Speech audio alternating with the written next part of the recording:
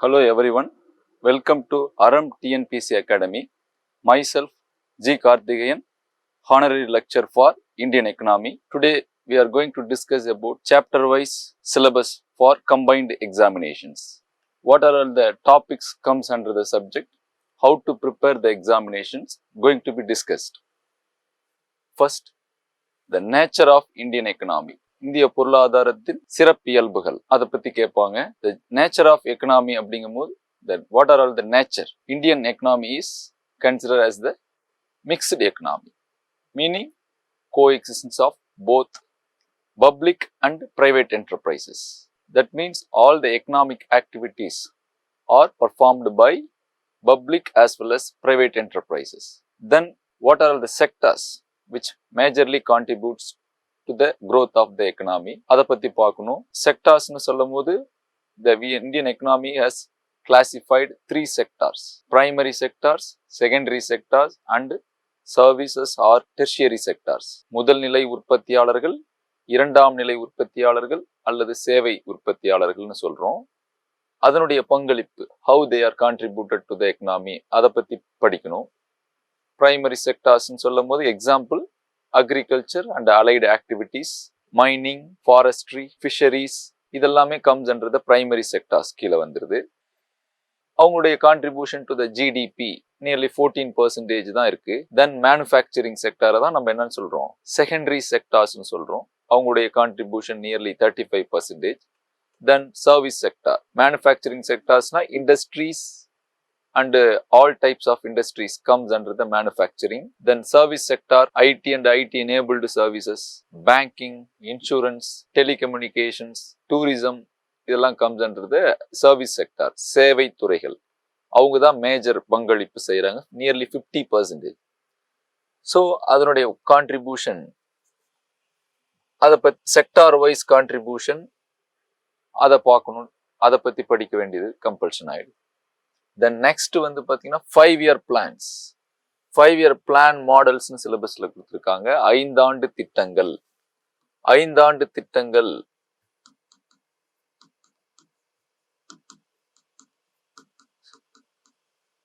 so the evolution of 5-year planning.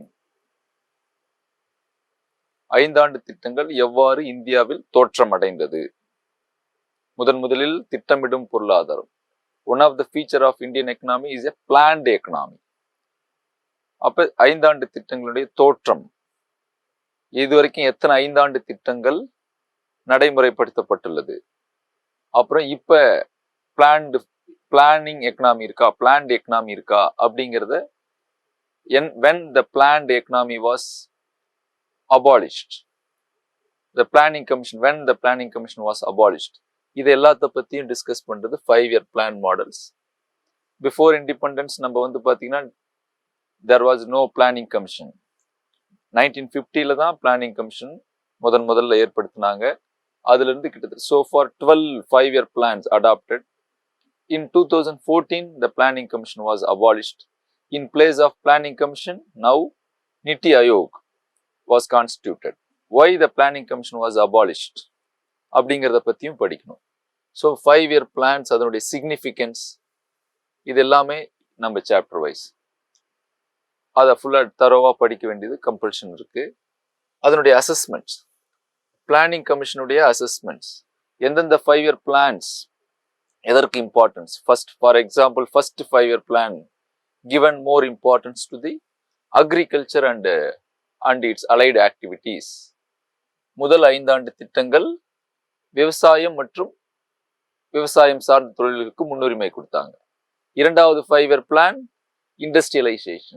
இண்டஸ்ட்ரியலைசேஷனுக்கு முன்னுரிமை கொடுத்தாங்க. அதுலதான் நிறைய இண்டஸ்ட்ரியல் ரெவல்யூஷன்ஸ் ஏற்படுத்தப்பட்டது. ஸோ அதனுடைய evaluations, what are the success of 5-year plans, அதை பத்தி தரோவா படிக்கணும்.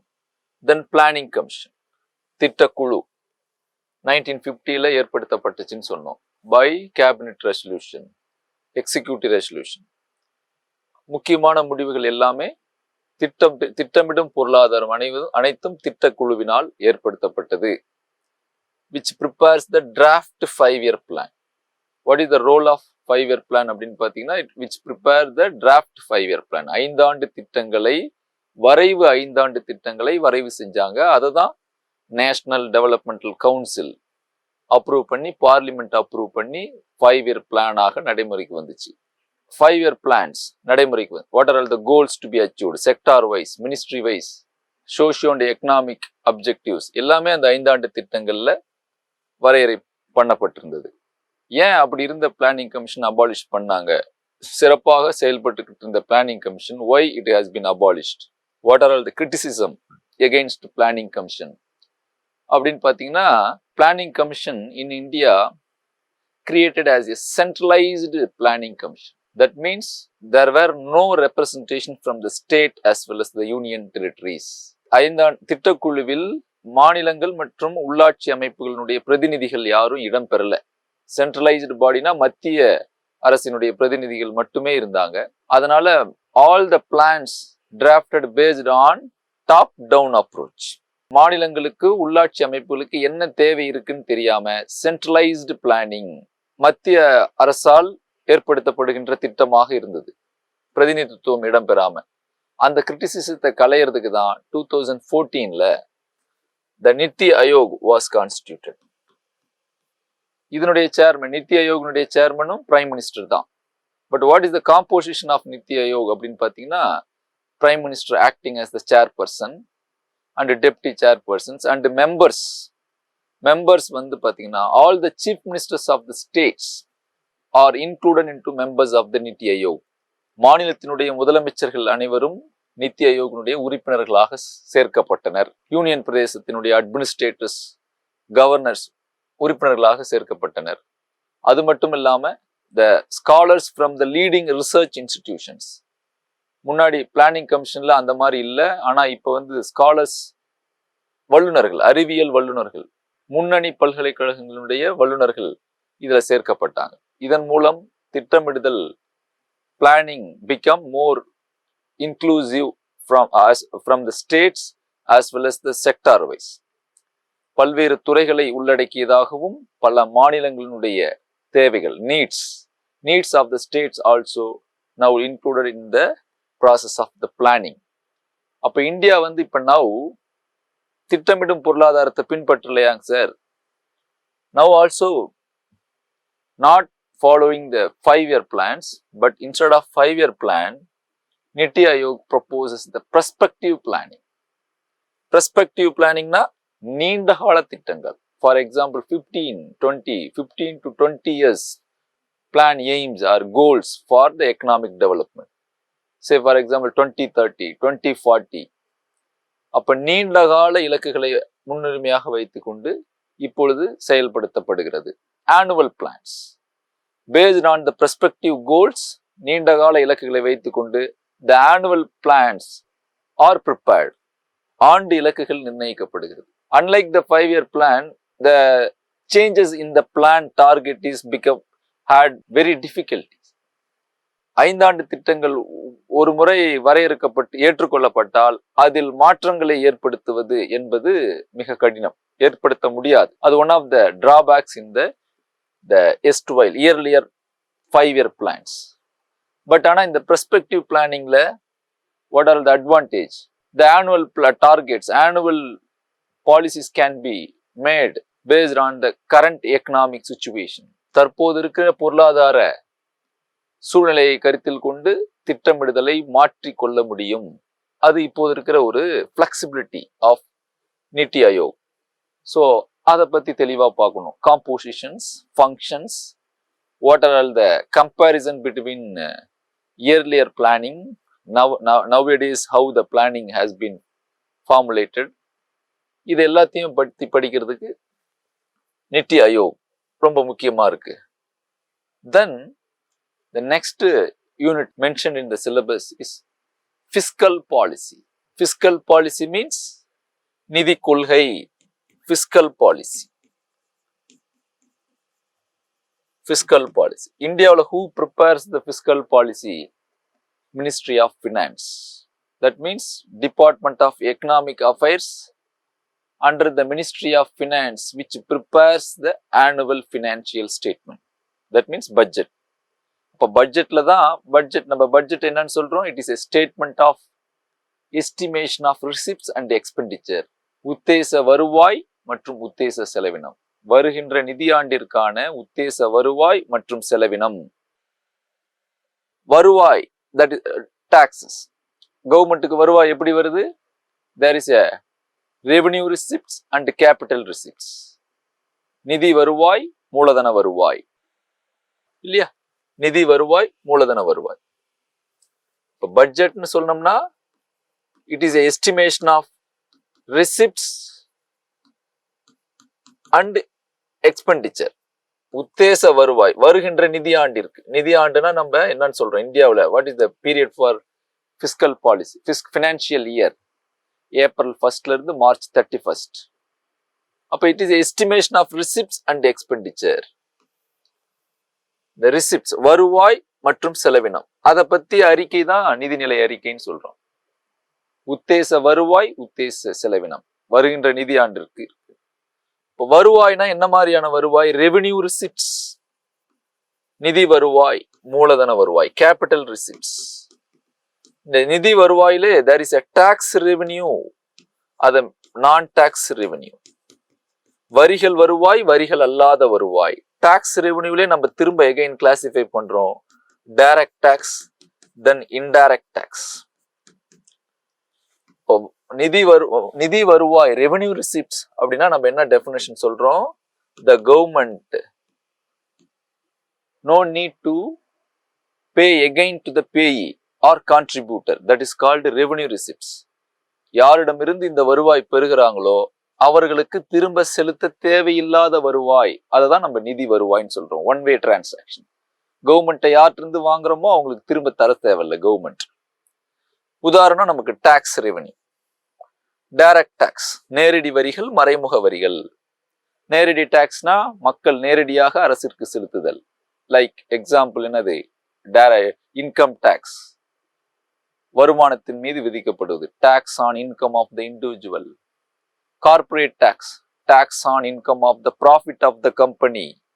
Wealth tax, tax on wealth of the individuals or family households. Gift tax, tax on gifts. இது எல்லாமே எக்ஸாம்பிள்ஸ் ஆஃப் டைரக்ட் டாக்ஸஸ். நமக்கு தெரியும் the direct tax means நேரடி வரிகள் என்பது அரசாங்கத்திற்கு மக்களால் நேரடியாக செலுத்தப்படுவது. there is no middleman. அடுத்து இன்னொரு ஃபீச்சர் என்ன? the tax burden, வரிச்சுமை மற்றவங்களுக்கு தன் மீது விதிக்கப்படுகின்ற வரிச்சுமை மற்றவர்களுக்கு மாற்ற முடியாது. the tax burden of the individual cannot be shared with others. தன் சார்பாக மற்றவங்க யாரும் வரி செலுத்த முடியாது. that is known as the direct tax. அதான் எக்ஸாம்பிள் சொன்னோம். இன்டைரக்ட் டாக்ஸ்ங்கிறதுக்கு இன்னைக்கு நம்ம தெரியும் different types of indirect taxes இருந்தது. அது எல்லாத்தையுமே 2017 இல்லையா, ஜூலை 1st 2017ல 101 கான்ஸ்டிடியூஷனல் அமெண்ட்மெண்ட் ஆக்ட் மூலமா என்ன பண்ணிட்டாங்க parliament? Different types of state central government ரெண்டு பேரும் different types of indirect taxes என்னென்னலாம் சொல்லலாம்? Excise duty, tax on production, உற்பத்தியின் மேல் விதிப்பது. Then sales tax, tax on sales of commodity, tax on sales, விற்பனையின் மீது விதிக்கப்பட்டது. தென் tax on value addition, tax on value added product, value added product மேல விதிக்கிறது வேட்னு விதிச்சாங்க. தென் சர்வீஸ் டாக்ஸ், சேவைகள், டெலிவரி ஆஃப் சர்வீசஸ் மேல விதிக்கிறது சேவை வரிகள்னு விதிச்சாங்க. இது போக additional customs duty, tax on import, import of goods from other countries, export of goods to the other country, ஏற்றுமதி இறக்குமதியின் மேல் விதித்தாங்க. இந்த மாதிரி பலவிதமான மறைமுக வரிகள். இதிலே நம்ம என்ன சொன்னோம்? எக்ஸைஸ் டியூட்டினா உற்பத்தி வரி. சேல்ஸ் டாக்ஸ், பண்டங்களை உற்பத்தி செஞ்சாவே வரி, அதை விற்கும் போது ஒரு வரி, அதுக்கு மதிப்பு கூடுதல் செய்யும் போது ஒரு வரி, சேவைகளை வழங்கும் போது ஒரு வரி. இந்த மாதிரி பல்வேறு கட்டங்களில் வரிகள் விதிக்கப்பட்டு இருந்தது. இது எல்லாத்தையும் அது போக கூடுதலா additional excise duty, special excise duty on textiles, இந்த மாதிரி கூடுதல் வரி மேல விதிச்சுக்கிட்டே இருந்தாங்க. சிறப்பு உற்பத்தி வரி, கூடுதல் உற்பத்தி வரி, இந்த மாதிரி சென்ட்ரல் கவர்மெண்ட் அவங்களுடைய ஜூரிஸ்டிக்ஷன்ல அவங்க விதிச்சுக்கிட்டு இருந்தாங்க. ஸ்டேட் கவர்மெண்ட் அவங்களுடைய ஜூரிஸ்டிக்ஷன் இல்லையா? What is the jurisdiction? எந்த ஷெட்யூல்? 7th ஷெட்யூல்ல there is a mention about central list, state list, concurrent list. அவங்கவுங்க நிதி வரம்பிற்கு உட்பட்டு வரி விதிச்சுக்கிட்டு இருந்தாங்க. இந்த மாதிரி வரிகள் மேல வரி விதிச்சுக்கிட்டு இருக்கிறத களைவதற்காக, in order to prevent imposition of tax on the goods at the various level, அதை எலிமினேட் பண்றதுக்காக தான் the GST, goods and service tax, were introduced in 2017. GST இன்னைக்கு என்ன பண்றாங்க? It is a destination based tax. The GST imposed only at the consumption of goods and services by the consumer. இறுதி நுகர்வின் மீது பண்டங்கள் மற்றும் சேவைகளை இறுதியாக நுகரும் போது அந்த நுகர்வின் மீது மட்டுமே டாக்ஸ் விதிக்கப்படுகிறது. ஆரம்ப கட்டத்திலயோ இல்ல வேல்யூ அடிஷன் ஸ்டேஜ்லயோ அந்த மாதிரி பிகினிங் ஸ்டேஜ்ல விதிக்கிறது இல்லை. இட் இஸ் எ டெஸ்டினேஷன், இறுதி நுகர்வு பண்டங்கள், இறுதி சேவை நுகர்வின் மீது மட்டுமே விதிக்கப்படுகிறது. அததான் யார் விதிக்கிறாங்க? ஜிஎஸ்டி யார் விதிக்கிறாங்க? ஸோ அப்ப ஜிஎஸ்டியினுடைய ஃபீச்சர் என்ன? It is a single tax for the entire country, both central as well as the state government. அப்ப there is a dual GST, இரட்டை GST, இரட்டை பண்டங்கள் மற்றும் சேவைகள் வரி. that means central CGST, SGST ன்னு சொல்றாங்க இல்லையா? CGST, SGST, central and state equally levied by both central and state. GST நம்ம பார்ப்போம். There is a 2 types of dual GST, CGST and SGST. அப்ப இந்த GST வரிகளை யார் விதிக்கிறாங்க? Then IGST. இந்த மாதிரி 2 விதமான வரிகள் இருக்கு. Before we are discussing about this, who levied the GST? Who levied the GST? That means GST Council. பாராளுமன்றம் மறைமுக வரிகளை பாராளுமன்றம் வரையறை செய்வதில்லை. Who determines the rate of GST on the commodities and slab for GST அப்படின்னு பாத்தீங்கன்னா GST Council. அதுல chairperson union finance minister இருப்பாரு. All the state finance minister become the member. இவங்க தன்னுடைய பெரும்பான்மையான முடிவுகள் அடிப்படையில GST rates, what are all the goods comes under the which slab and what are all the goods not comes under the GST, that means exempted under the purview of GST. GST வரம்பிற்குள் வராத பண்டங்கள் எது, எந்தெந்த பண்டங்களுக்கு எவ்வளவு வரிகள் அப்படிங்கிறது எல்லாமே இந்த GST கவுன்சில் தான் முடிவு பண்றாங்க. அப்ப அவங்க 2 விதமான வரிகளை சொல்றாங்க, CGST, SGST and IGSTங்கிறாங்க. இந்த CGST வசூல் பண்ற who collected the CGST? Central government. Who collected the SGST? State government. Simultaneous, that tax is simultaneously levied. அப்படின்னா simultaneously ஒரே நேரத்தில் வசூலிக்கப்படுகிறது பண்டங்களின் மீது ஒரே அளவில். 5% or இப்ப at present GST 2.0 பிரகாரம் 5%, வேரியஸ் ஸ்லாப் இருந்தது, அது எல்லாத்தையும் அபாலிஷ் பண்ணிட்டு 5% and 18% மட்டும்தான் இருக்கு. ரேரஸ்ட் கேஸ் மட்டும்தான் 40%. அதை நம்ம தெளிவாப்பா. இந்த IGST, இந்த CGST, SGST, it is levied on intrastate consumption of goods. இன்ட்ராஸ்டேட்னா மாநில எல்லைக்குள் உற்பத்தி செய்து மாநில எல்லைக்குள்ளேயே நுகர்வதற்கு மேல் விதிக்கிறது. இன்ட்ராஸ்டேட்னா தமிழ்நாட்டுக்குள்ளே உற்பத்தி செஞ்சு தமிழ்நாட்டுக்குள்ளேயே நுகர்வு செய்யறது.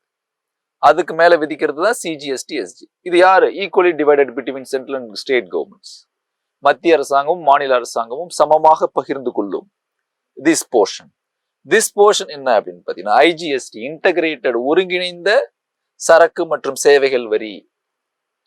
இது எப்பன்னா which is levied on interstate goods and services. Interstate transaction of goods and services. அப்படின்னா என்ன அர்த்தம்? மாநிலங்களுக்கிடையேயான உற்பத்தி மற்றும் நுகர்வு, மாநிலங்களுக்கிடையேயான பரிவர்த்தனையின் மேல் விதிக்கப்படும். ஒரு மாநிலத்துல உற்பத்தி செஞ்சு இன்னொரு மாநிலத்துல நுகர்வு செய்யப்படுது. எக்ஸாம்பிள், மகாராஷ்டிராவில் உற்பத்தி செஞ்சு தமிழ்நாட்டுல நுகர்வு செய்யப்படுது. அப்ப இதை யார் லெவி பண்றாங்க? சென்ட்ரல் கவர்மெண்ட் லெவி பண்றாங்க. That in central government collect பண்றாங்க. லெவி பண்றது ஜிஎஸ்டி கவுன்சில் தான். சென்ட்ரல் கவர்மெண்ட் கலெக்ட் பண்ணி இந்த டாக்ஸ பிரிச்சுக்கிறது யாரு? சென்ட்ரல் கவர்மெண்ட்டும். ஃபைனல் கன்சியூமர் ஸ்டேட், இந்த கேஸ்ல நமக்கு யார் வர்றாங்க? இங்க Tamil Nadu, final consumer state. So இத பத்தி டீட்டெயிலா நம்ம படிக்கணும். அப்ப இதெல்லாத்தையும் பத்தி, அப்ப வருவாய் செலவினங்கள், வருவாய் பற்றாக்குறை இல்லையா, ரெசிப்ட்ஸ், அதுதான் இங்க சொல்லியிருக்கிறாங்க. Sources of revenue, fiscal policy, நிதி கொள்கை அப்படின்னு சொல்றாங்க. Revenue sharing between central and state governments. அப்ப வருமானம், ரிசிப்ட்ஸ், எக்ஸ்பெண்டிச்சர்,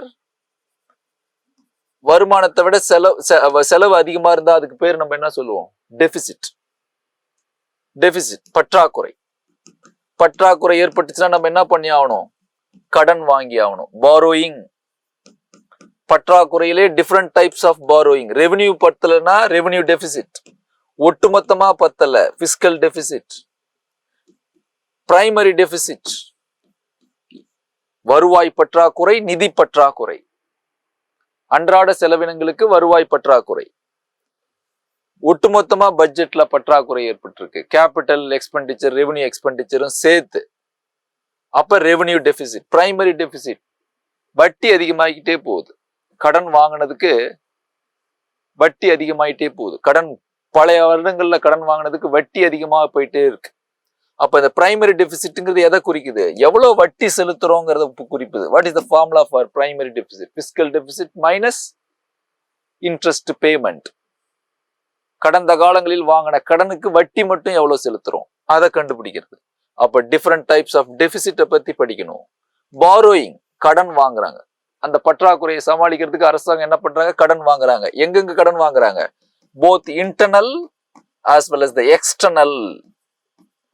உள்நாட்டிலையும் கடன் வாங்குறாங்க, வெளிநாட்டிலையும் கடன் வாங்குறாங்க. உள்நாட்டுல யார்கிட்ட வாங்குறாங்க? மக்கள்கிட்ட இருந்து வாங்குறாங்க.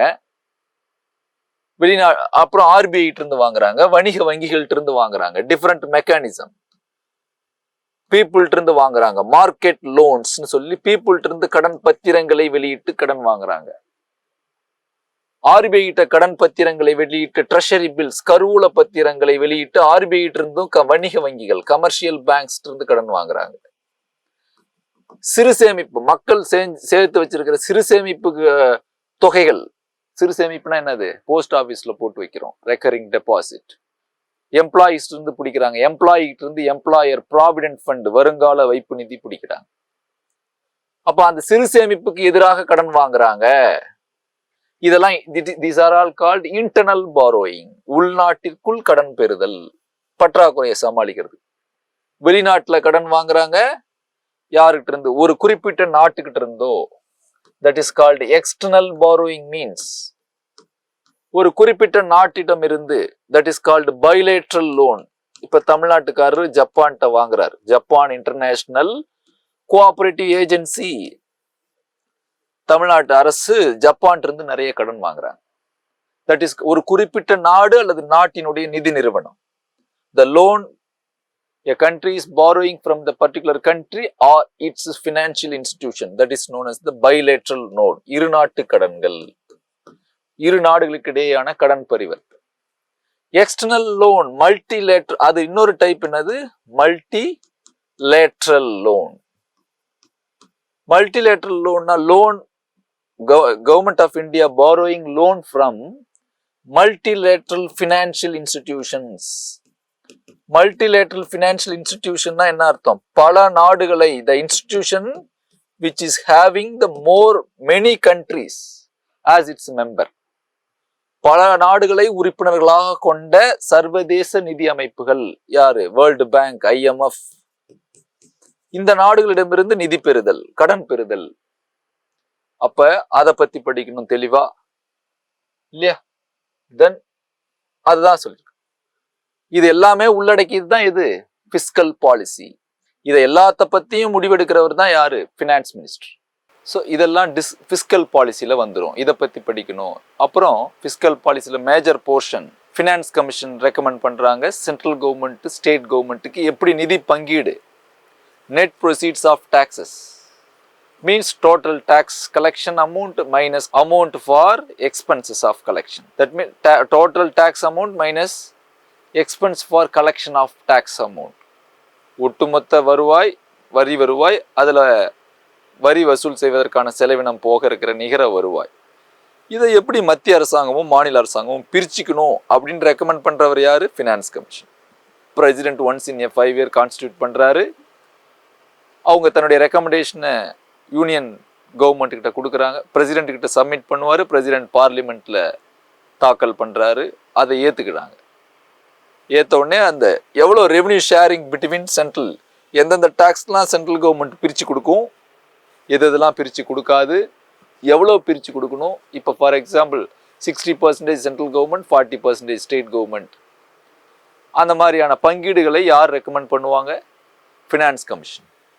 என்ன அடிப்படையில் நிதி உதவி பண்ணணும்? What are all the principles to be followed to make a grants in aid from the central government to the state government அப்படிங்கிறது எல்லாத்தையும் கொடுக்க சொல்றவர் ஃபினான்ஸ் கமிஷன். அப்போ ஃபினான்ஸ் கமிஷனுடைய வேலை என்ன, ஃபங்க்ஷன்ஸ் என்ன, அதில் யாரெல்லாம் சேர்மேன் யார் இருப்பாங்க, அவங்கள அப்பாயின்மெண்ட் பண்ணுறது யார், மெம்பர்ஸ் எவ்வளோ பேர் இருப்பாங்க, எல்லாத்தையும் டீட்டெயிலாக படிக்கணும். அதுதான் நிதி குழு. ஆர்டிகிள் 280 சொல்லியிருக்கிறாங்க. ஸோ அப்போ ரெவன்யூ ஷேரிங் நிதி குழு, அதனுடைய ஃபங்க்ஷன்ஸ், அவங்க எப்படி ரெக்கமெண்ட் பண்ணுறாங்க, எல்லாத்தையும் படிக்கிறது தான் ஃபிஸ்கல் பாலிசி. இதை எல்லாத்தையுமே முழுமையாக படிக்கணும் ஃபிஸ்கல் பாலிசியில். தென் மானிட்ரி பாலிசி. மானிட்ரி பாலிசி பண கொள்கைன்னு சொல்கிறோம். மிக முக்கியமான 2 டாபிக் இதுதான். Fiscal policy mains as well as ப்ரிலிமினரியில் ரொம்ப முக்கியமான டாபிக் இந்த ஃபிஸ்கல் பாலிசி. தென் மானிட்ரி பாலிசி, ஆர்பிஐ. பணக்கொள்கை சம்பந்தமான முடிவுகள் எடுக்கிறது யாரு? ஆர்பிஐ. தன்னுடைய மானிட்ரி பாலிசி கமிட்டி, பணக்கொள்கை குழு, அதன் மூலமாக அவ்வப்போது பணக்கொள்கை எடுக்கிறாங்க. பணக்கொள்கைனா என்னது? To control the circulation of money or to control the liquidity of money in the market.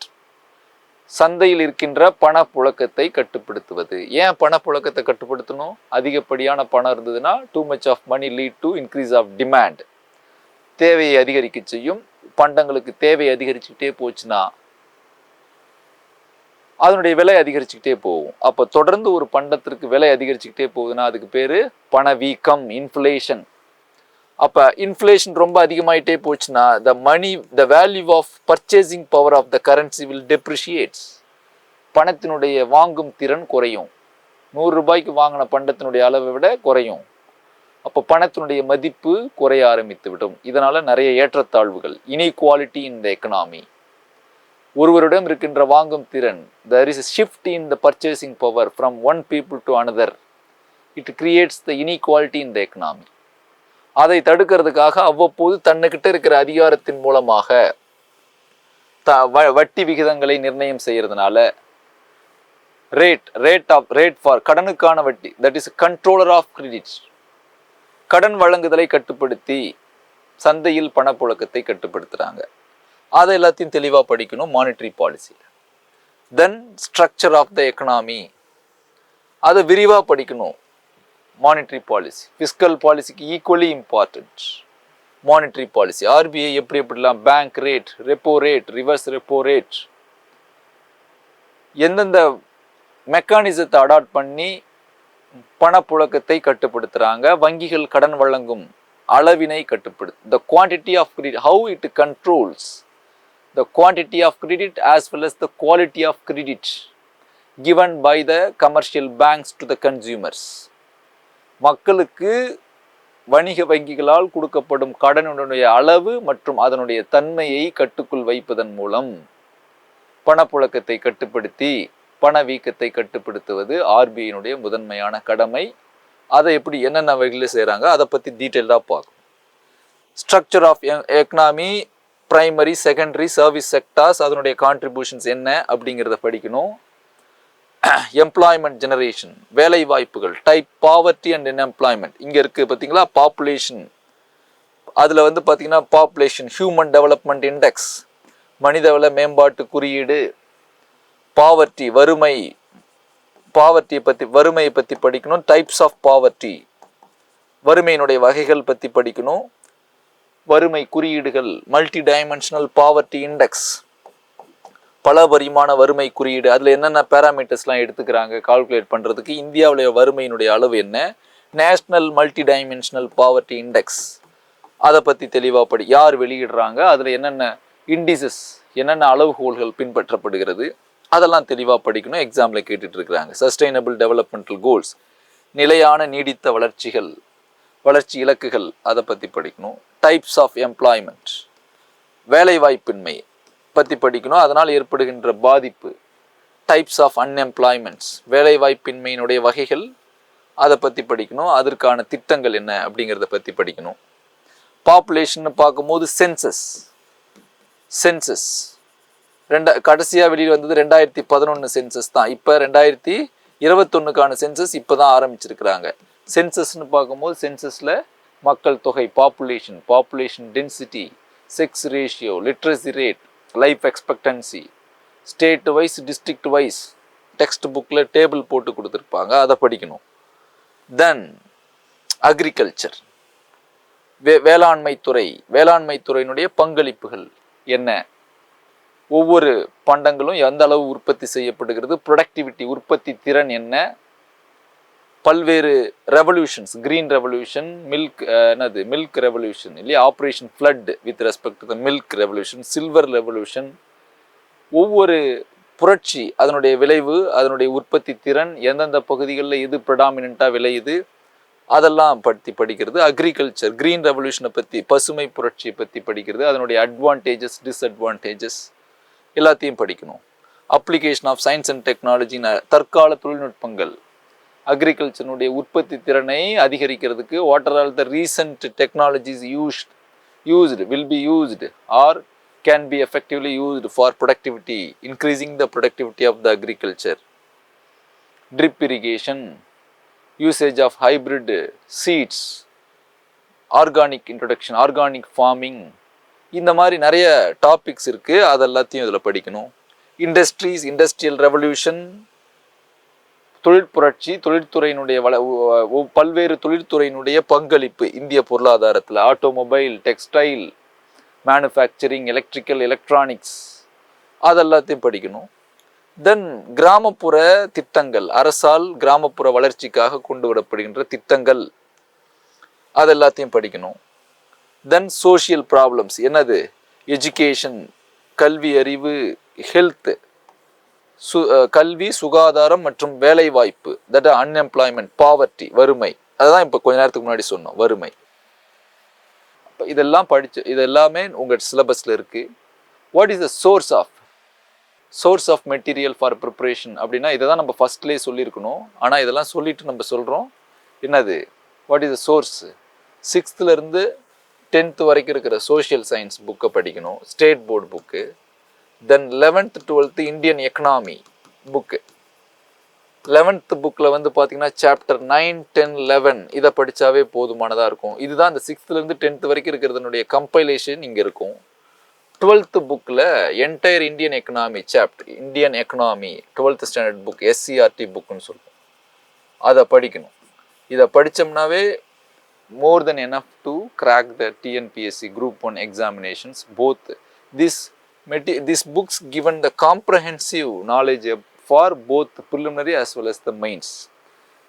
ரெண்டுக்குமே தகுந்த அளவில் தான், ப்ரிலிமினரி மற்றும் முதன்மை தேர்வு ரெண்டுக்குமே தகுந்த அளவில் அதில் இருக்கும்.